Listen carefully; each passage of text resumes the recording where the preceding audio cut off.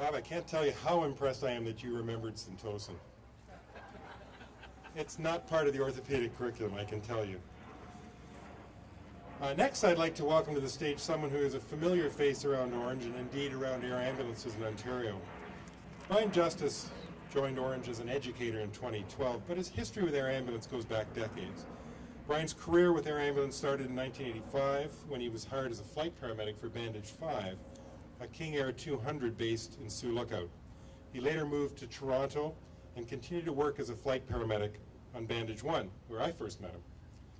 Brian Justice currently works with Ornge as a Paramedic Education Specialist and coordinates the delivery of base hospital for CME for Ornge paramedics across the province and passes on his wealth of knowledge to the next generation of paramedics. And I'd like to invite Brian up to the podium to say a few words.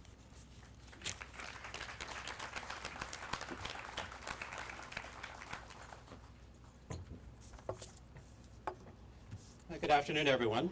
I'd like to thank Mark Tremblay and James McDonald for inviting me to say a few words for you this afternoon. I think the reality is that they wandered around the building looking for the fellow with the most gray hair and said, "You talk about what happened in the old days."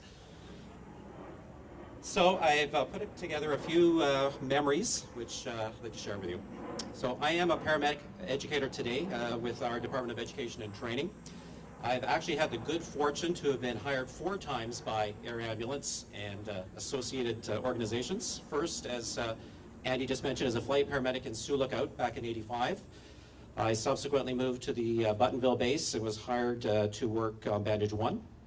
Subsequent to that, hired as the Air Ambulance Program Manager at the Sunnybrook Health Science Center Base Hospital.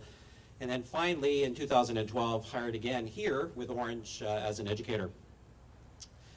In discussion leading up to this, James asked if I might give my perspective on working for Air Ambulance in the early days as compared to today. So the first and most obvious difference to me is the size of this organization. When I was working initially, there were about 40 of us flight paramedics spread across the province. We were directly employed by Ministry of Health. Today there's about 275 paramedics associated with dedicated Ornge aircraft and our standing offer carriers. Back in the 80s, the medical oversight for the paramedics working in Toronto was administered through Sunnybrook Health Sciences Center, and I was hired to manage the base hospital's air ambulance program. We worked out of a small office in the back hallway of the emergency department, and I had an administrative assistant, and I planned my activities with our medical director. Each of the 5 dedicated bases at the time duplicated this medical oversight, and they were all run by the Ministry of Health directly, and the ministry ran MedCom, which was the dispatch center that coordinated all of the aircraft movement. So that's quite different from today. Today, all these operations are administered by hundreds of individuals at Ornge and across our 12 bases and here at our head office in Mississauga. And these resources are extensive. They include helicopters, fixed-wing aircraft, land ambulances, pilots, engineers, paramedics, specialized pediatric team, extensive medical control, a bunch of us educators, dispatch, and an extensive array of administrative support. And my first impression in 2012 on returning to Ornge and finding my way into this building was that the program had grown into an impressive operation. And it's a very nice building that we're in here as well.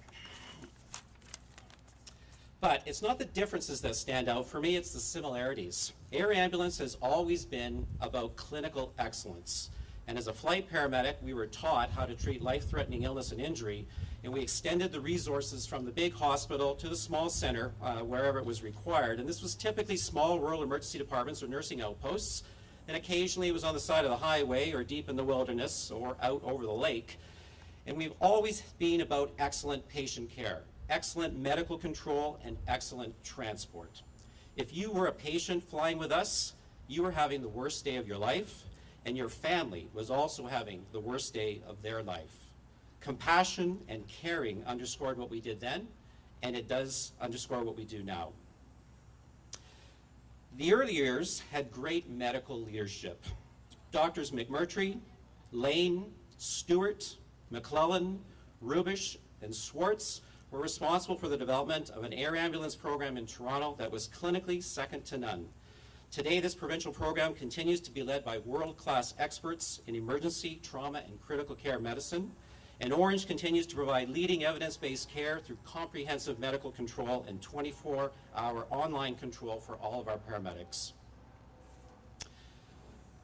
An excellent air ambulance program needs excellent paramedics, and the first flight paramedics, as you've heard a bit about, were phenomenal.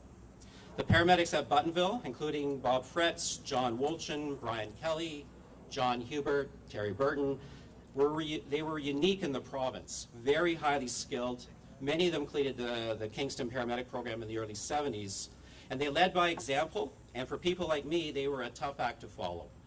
The expansion of this program to 5 bases in 1981, 24-hour dedicated coverage in 1985, resulted in the hiring and training of many more flight paramedics. These individuals formed a growing pool of skilled care providers. Paramedics that continue to work with us today, like Ron Laverty, Rob Marshall, Jeff Fletcher, Dan McGuire, and Paul Richard, and dozens of others continued in the provision of excellent care at Ornge. Today, Ornge employs hundreds of highly educated paramedics skilled in many aspects of critical care. Some of our personnel now specialize in the provision of pediatric care as part of a specialized pediatric team. Other paramedics, Jody Pritchard, Vito Sanchi, Blair Bingham, are now working as physicians. Many of our paramedic group working today have 20+ years of experience providing care with air ambulance. That reminds me of a cartoon that I saw many years ago about paramedic instruction. In the first frame of this cartoon, you see 2 young students sitting in their first week of a paramedic class, and one of them says to the other, "Hey, how do you suppose these instructors know so much?"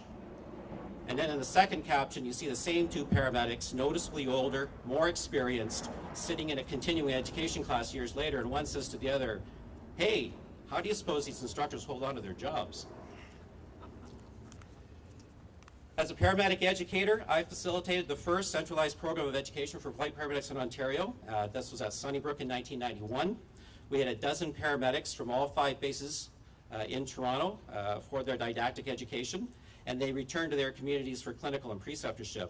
I was so impressed to see the evolution of this program at Ornge when I returned and the level of excellence in our flight paramedics care. It's a personal and professional pleasure interacting with them during our annual education activities. The other group of individuals that always impresses me with their professional excellence is our pilots. My first experience with their great flying was sitting in the cabin of Bandage 5 when I worked out of Sioux Lookout, looking over the shoulder of the captain out the front windshield. It was night. We were landing on a small gravel runway somewhere very north Ontario. It was completely black outside, except for 2 strings of lights that appeared to be moving across the cockpit window. In reality, we were moving, not the lights, but the pilots were expertly navigating us to the appropriate approach for landing, all by instruments and their experience. Only as we were touching the ground could I discern anything outside the aircraft, and these lights were in fact 2 rows of kerosene pot lamps strategically placed down each side of the runway. I've also personally experienced amazing flying by our rotor wing pilots, magically locating small hospital helipads through GPS navigation in the dead of night, maneuvering tight spots on scene response, or hovering during bad weather over Lake Ontario while we pulled patients from the water. Please don't tell anybody from the MOH about the water thing. They didn't like us doing that. Special patients that require the very best of special care are the newborns that are born with a need for medical assistance. I'm proud that Air Ambulance has always supported the delivery of exceptional care to newborns across the province through our partnership with the transport team from the Hospital for Sick Children. These nurses and respiratory therapists make huge differences in the outcome of these little patients. Air Ambulance has always been there to assist in the transport of this team and their little patients and their very heavy isolates. One neonate call in particular stands out for me. It was November '87. We were asked to pick up the team in Oshawa and transport them to sick kids. We arrived in Oshawa and we found out that the 2-nurse team had a physician with them. As we didn't have an extra seat in the Bell 212, it was in the BK 117, I told them that one of them would have to stay behind in Oshawa, and the junior transport nurse suggested that perhaps I should stay behind, and then she reluctantly took a taxi. The following month, the staff from Buttonville joined the sick kids transport team for a Christmas dinner, and I ended up sitting next to this nurse who promptly reminded me I was the one that kicked her off the aircraft. And I guess I apologized adequately because we subsequently dated, married, now 4 kids. So.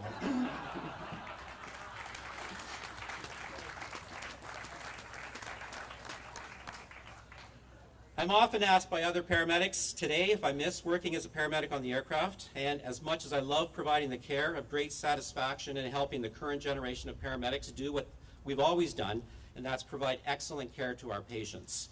Air ambulance has grown significantly in 40 years, changed in many respects, and seen its share of challenges, but clinical excellence has always been at the heart of what we do. It's the core of working for Ornge. It's what attracts new employees, and it's what retrains the old ones like me.